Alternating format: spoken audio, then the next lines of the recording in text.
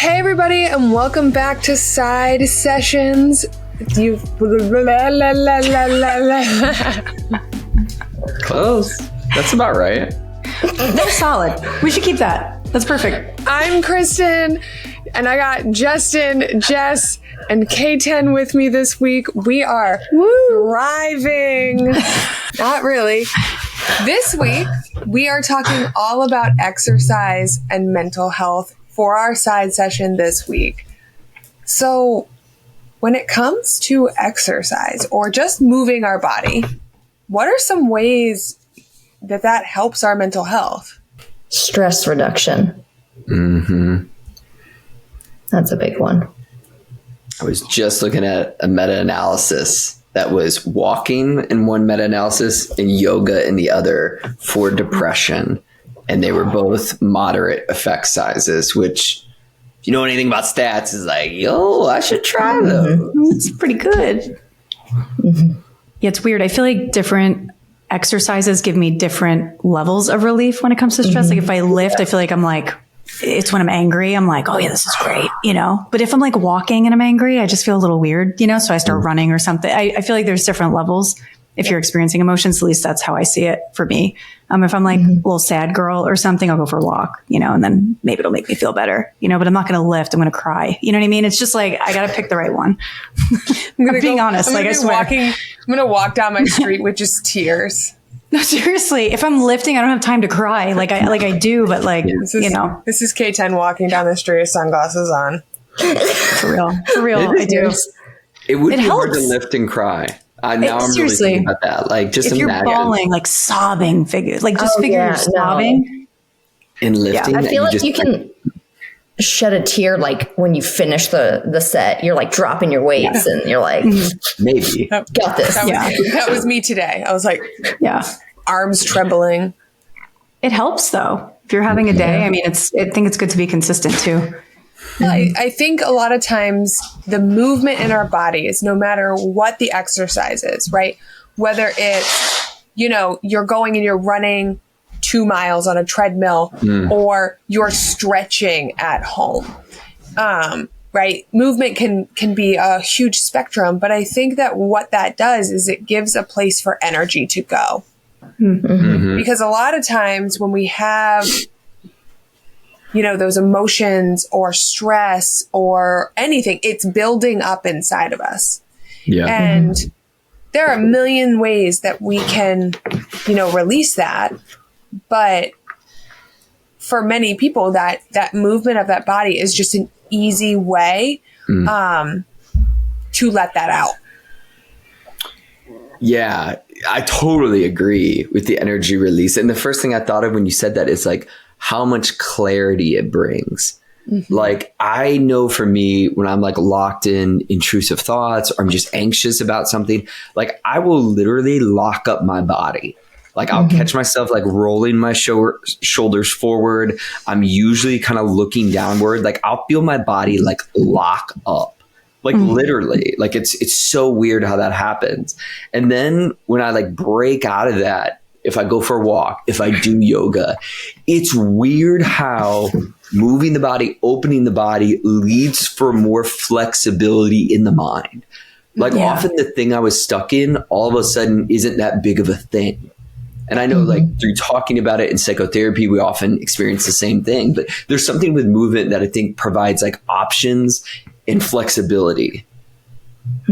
I think it helps people like access that part too, if they're like feeling a little bit of that apprehension, because sometimes talking about it could feel like overwhelming. You have to like commit to the conversation. But if you're exercising, you could kind of spend all that time thinking or not, you know, distract yourself or whatever it is. Well, and correct me if I'm wrong, Jess, you would have the answer. Wasn't EMDR created out of the creator like running or going for a walk? And realizing that bilateral stimulation of the body movement helped like regulate and reprocess. I'm like 80% that's sure badass. That's what it is. I actually don't know because I know nothing about EMDR, but Justin's vigorously nodding his head. Yeah. I think it was walking. It was either walking or jogging, but she noticed not just movement, but while she was doing that, if she moved her eyes in that classic EMDR motion, that it was like the images didn't distress her as much. So it was like she was moving and doing the eye movements at the same time. Psychologist Francine Shapiro came up with EMDR in 1989 while walking through the woods one day when she happened to notice that her own negative emotions lessened as her eyes darted from side to side. Look at you all. She was literally like, let me just go for a stroll one day. Yeah. Yo, this is like getting off topic, but I was using it as an example in one of my lives, how sometimes like you discover something and then the science of why it works comes later. Like a lot of times we just think, oh, everything's discovered in the little lab and we take it out of the lab and put it in real life. No, sometimes it's the opposite. Like we stumble upon things. We're like, why is this working? And then you're like, does it work? And then you study it in the lab and you're like, yo, this actually does work. And we're not sure why. That's exactly what happened. So wild. Yeah. Even I was just thinking about like being outside in nature because my dissertation was on nature exposure. And we looked at like yoga and exercise and nature walks too. And it like has this like great doubling effect where people are able to reduce stress, but then also be incredibly mindful. So I even think exercise outside could be helpful for people who love the outdoors. Absolutely. Well, and I think too, like, you know, even just moving our bodies for 10, 15 minutes. Again, whatever that movement of your body is can be helpful. It's just about intention. So again, if all you can do today is stretching it out, like moving your body. Yeah. If you can go for a 2-mile run, whatever it fits in with your life, like it has positive effects. And I mean, I think I've said this on this podcast. Every time I talk about moving our bodies, I always go back to Elle Woods and Legally Blonde, where if you've spoiler alert for anybody who hasn't seen Legally Blonde, if you haven't, that's your own fault at this point. Speed past. Where they're in the courtroom and, you know, the wife is on trial for killing her husband. And it gets to the point and she's like, you know, workouts make people exercising makes people happy. Happy people just don't kill their husbands because exercises releases endorphins. And like, I messed that all up, but it's okay. It's okay. Oh, yeah, that's right. But she's like a whole phrase of it is, but it's a whole phrase she says where like, you know, it releases those happy chemicals in our brain. Now, again, going for a jog, is it going to cure your clinical depression? Probably not. There might be more going on there, but does it help? Absolutely. Oh yeah. I think Justin, you said this in, what was it, the last episode? Like you focus on like the tiny step, like the 5% better, you know? And that's kind of what exercise to me is. It's like, okay, like Kristen's saying, it's not going to fix it, but it's going to make it a little easier for me to like maybe get through the day, maybe, you know? Yeah, like not to make it about me, but yesterday I had that exact scenario where I was so irritable. You ever have one of those days where it's like all the little things went wrong and you're just like, for me, my skin was like crawling. And then the last thing, it was time for me to go to bed, but it was like the last thing I could do is like go to bed and go to sleep. And then I'm getting more mad about that. Like I can't even go to sleep. All this shit went wrong today. And I'm like literally so irritable.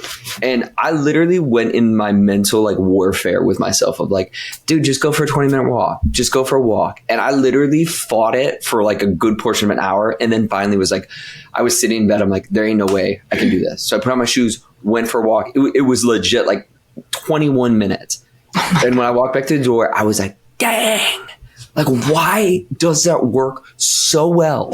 Like you like get pissed at yourself. I'm like, you're just like, you're mad at how well it worked. And you're like, I could have went a few hours ago when I was like pacing around my house, like angry about the day. And what am I going to do about this thing and whatever. But I was like, and then I went to bed so peaceful, went to sleep. It was like, but I was like, yo, we're built to move. You being static in your irritability about these things that aren't working out for you, like it's not working. But listen, therapists also resist the thing that you know will help. Oh, sometimes. We're the worst. I know it's almost the same as if like when you're feeling really, really like upset about something, but like you're kind of just angry and somebody asks like, so how are you really? And then you're like, oh God, it's like this like release, right? Like once you give into it, you're just like, oh, this is what I needed. You know, it's the same with exercise, I think, because I resist it too. I'm like, I'm just going to sob on this walk. Like, and I'm like, I'm going to sob on the walk, whatever. Like it'll be okay. You know, then I feel better too. I think something a lot of people, I guess, get hesitant about, like, oh, I don't like exercise. And I know, Justin, you've brought this up, like, okay, what type of exercise? And whenever I talk to my clients about movement, I use the word movement because not all people like traditional exercise. They don't like running. They don't like lifting weights, swimming, things like that. And I think it's important when we think about the relation between exercise and mental health or movement and mental health, is that people are choosing movement that is enjoyable for them.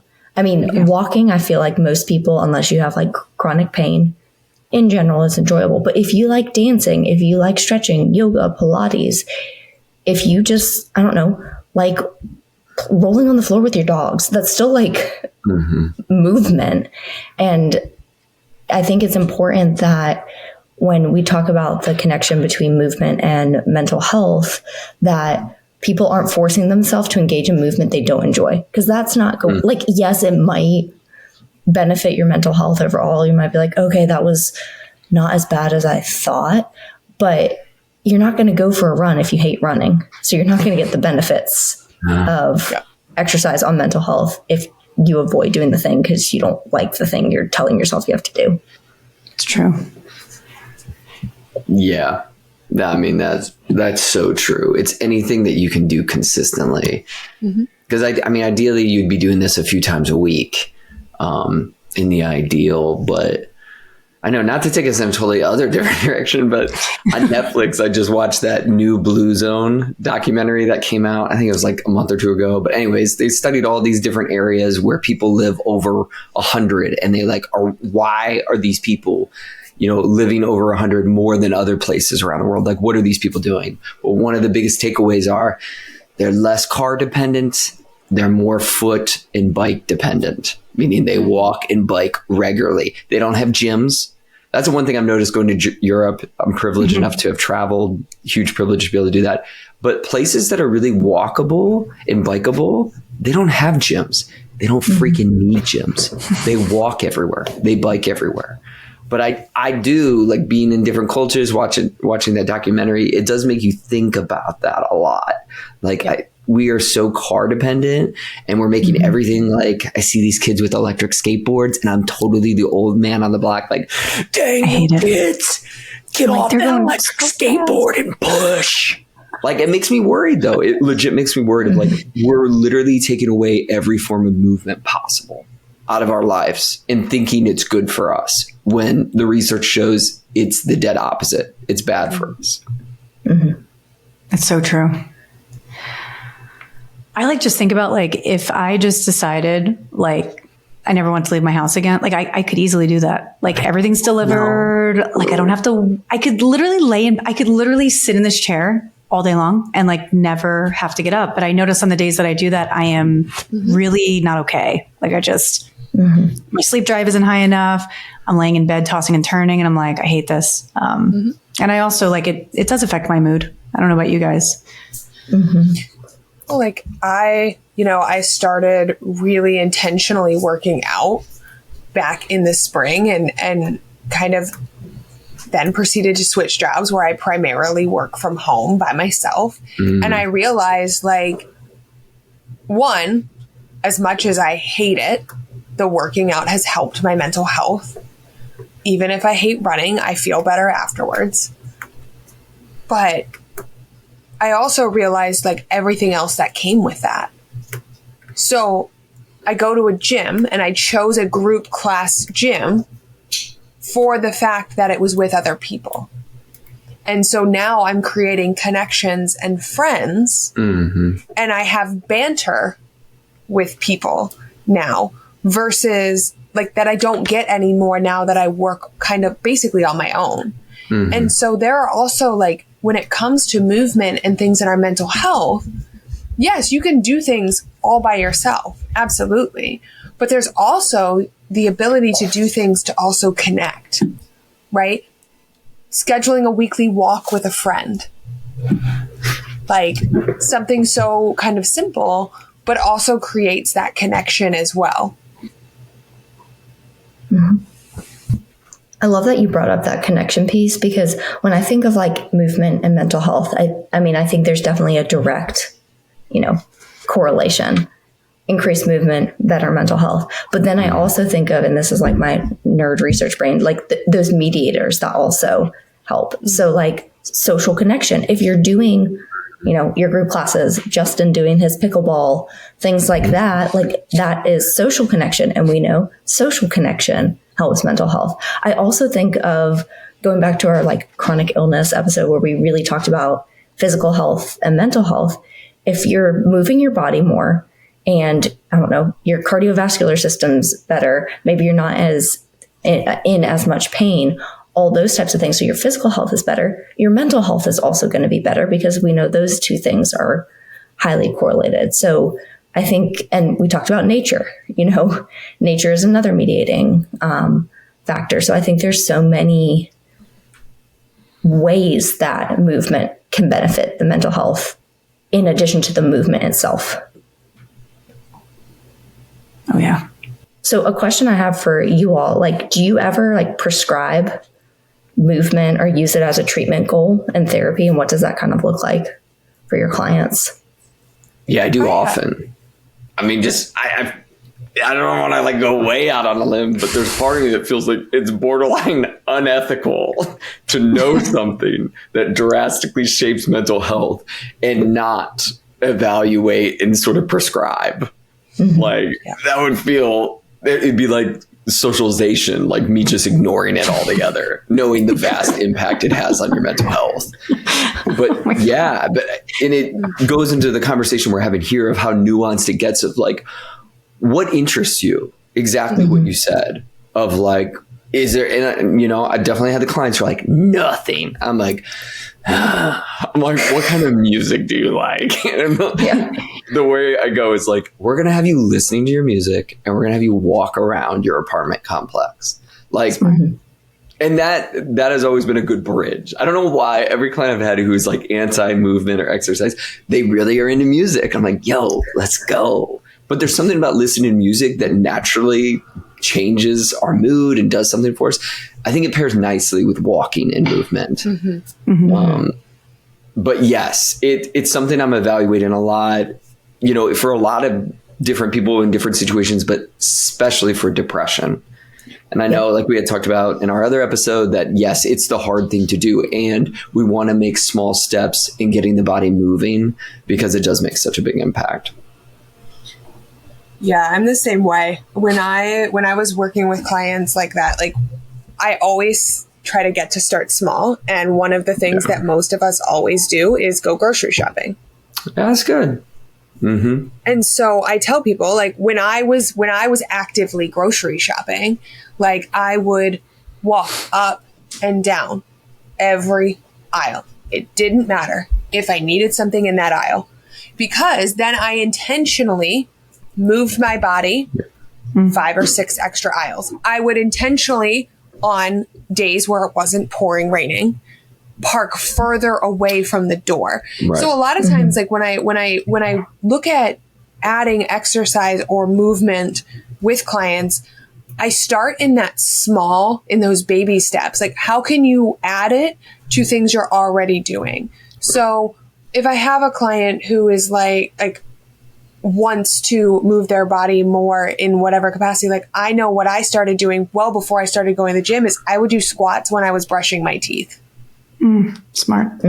Like every time I used the bathroom, I would do wall push-ups. And that was what I wanted, because I was like, how can I integrate this? Because right now, the idea of going to a gym for me, if that's my end goal, that's what I wanted, was too big for me. And I knew I was going to do it like 5 or 6 times and then be like, I'm done. And so I always work with the client and kind of say, okay, where is your starting line? Because you could have a like a finish line of where you want to end up, but where are you starting? And really looking at how can I integrate even movement into daily, because that's something I hear often from my clients. I don't have time. I don't have time to go walk for an hour. Okay. So where can we integrate it? That's good on you. It's good on you because all I do is like, let's evaluate your time. And then all of a sudden people have time. That is also a thing. Absolutely. But I say that too, not to minimize that. I think we all say that at different times. But when I evaluate, I'm like, yeah, I could cut down on my 3 hours of scrolling. I guess I got 20 minutes in my 3 hours of scrolling. You can scroll while walking. You could if you really wanted to. Just watch out for the crosswalks. Yeah. I would echo everything that you guys said too. I even think like I like to bring a little bit of, for some people who are like, oh, I really like doing this one thing like music. I'll say, well, the Premack principle, you guys know about the Premack principle. Yeah. It's like when one lesser frequent behavior is paired with a high frequency behavior, then the low frequency behavior increases naturally because you're doing them together. So it's like if you're listening to music and you listen to that podcast, Welcome to Group Therapy, at least once a week, and you're like, I'm going on my weekly walk and I'm going to listen to the pod. You're going to listen to the pod. And if you listen to the pod while you walk, same thing. And I even think too, for people who, they might have a value of wanting to engage in movement, but they might have accessibility issues. I work with a lot of people who might have accessibility issues and they're in their head too of like, but I want to walk, but I can't because maybe there's issues with their legs or something like that. And it's like, okay, what could we do that's kind of close to that? It's not going to be the same. So it is kind of a lot of, I don't know, mental focus too on like being okay with it not being ideal. It's just part of it, I think. So I'm gonna pull a KBI right now, and every group member listening, next week when the side session drops, I want you during that episode to move some form of your body. Don't roll your eyes because I know you just grunted at me. I know you're listening to something. You just grunted. Okay. And now you're rolling your eyes at me. Don't roll your eyes. I can hear it from the future. Okay. Whatever way that may be, whether that's a walk, a run, some stretching, right? Just no, I'm going to say it right now though. If you're on an electric skateboard, I hope you hit a rock. Justin. I don't want you to get injured. I didn't say that, but electric skateboard does not count. No way, shape, or form. Get off your electric skateboard. These kids are making some serious speed though. Like they could circle an entire neighborhood in like literally 30 seconds. It looks insane. So fun. It looks so fun. So fun, but it's not exercise. I'm sorry. I'm sorry. It's not. So they can ride it for fun as long as that's not their exercise. Fair. Okay. You're seeing all these kids. What if they ran 3 miles in practice right before that? They probably did. Honestly, just saying. Just give them some credit. They probably do. Who knows? This makes me worried. Yeah. But that's my challenge to all of you group members is doing something. And now I'm going to get DMs being like, now you're calling us out in the podcast. Yes, I am. Oh, you bet your fucking ass I am. K10, I love that you brought up like accessibility because some people for whatever reason can't always move their bodies in the way. And when you were talking about that, I think of the rehab that's attached to our hospital and they do adaptive yoga. So, cool. Most people in it are in a wheelchair during that time of rehab, but they still like adapt it and they still move their body. And I've done it when I go over with my clients and it is so like calming and relaxing and you just feel better. And there's a mindfulness component as well. So there are definitely ways people can move their body, even if they're limited in what they would like to do. And another thought that came to mind, I don't know if any of you have done this. I've done walk and talk therapy at times. Oh, I used to love that. Yeah. And so I think that's a great way, one, to get people up and moving during the session. But I have least found with teenagers, they tend to open up more because you're not looking at one another. You're like two people walking beside one another. I do that in the hospital a lot. If like somebody has been staying in bed a lot and they just don't have the motivation to get up, maybe not clinical depression, but they're depressed because they're in the hospital. And I'm like, okay, we can get up and walk together. Like, obviously they have to consent because we'll be walking around and people will be around. And I have found that like pretty much every single time I've done that with someone, they open up more, they feel better. The session, like especially in the hospital, because I don't have like set times, lasts longer than if we were just in their room. Yep. And they feel better. It's my favorite. It's my favorite. Me too. When I worked inpatient, I was like, who wants to go for a round? Let's go for a walk ski. And they're like, she's doing it again. God damn it. And we would walk and talk. It was great. Walk and talk group therapy, kind of. It was like the coolest thing. When I was in community mental health and I was seeing like 6 clients a day, 7 clients a day, like I would be getting like 20,000 steps because every hour I was walking, because I was like pulling everybody out of the office. I was like, let's go. Especially any of my teens, like we're going. Mm-hmm. Yeah. And this is a side point because I totally agree with what y'all are saying, and it's a great combination. But I would want you, as you try different movements, to emphasize like you're going to feel different depending on what you're doing. I know we made that point early in the podcast, but I want to like just for you to hold that. Because like for me, the best I've ever felt in my body is doing yoga teacher training. Because I was doing yoga 5 times a week. But if you would have told me that as someone who's like an athlete, who's competed in a lot of sports, I was a big runner, everyone in my family runs. If you would have told me yoga is what's going to improve your mood and have you feel the best like mental health and everything you've ever felt, I'd have been like, not a shot. I'm not flexible. I can't even touch my toes. And that sounds dreadful. So stay curious. I'm with K10. I don't usually feel, and maybe you weren't quite saying this, I don't usually feel great after I lift weights, but I feel strong. And sometimes feeling strong is just what I needed that day. But if I go for a run, it will release something a little bit more for me. So again, I think if you pay attention to your body and your mood, you'll notice how different movements impact you. Because yeah, I'm with what Jess was saying earlier. You might try something and be like, it didn't shift my mood in a way maybe I was looking for. Yeah. I'm excited to make you all move with me when the podcast gets together and we all do an Orange Theory class together. Oh my gosh. I'm not a cardio queen by any means, but yeah, I'll do it. Like Justin's saying, I'll do it. I'll try it, see what happens. If my mood isn't fixed, I'm done. She's like, if my life isn't fixed by this one singular class, if it doesn't cancel my student loan debt, I'm out. I'm never doing it again, ever. Like it's not worth it. Like, sorry, I had brought it up. Yeah, sorry. That is one thing, and one way exercise cannot help your mental health. It does not. Can't help. Cancel student loan debt. No, bankruptcy won't either. So it's just sorry. That's another side session topic. Things K10 has pondered in her life. Yo. I mean, there's a lot know. she has pondered. That mind is vast and scary. It's so bad. It's so weird. Well, guys, thank you so much for coming to this week's side session.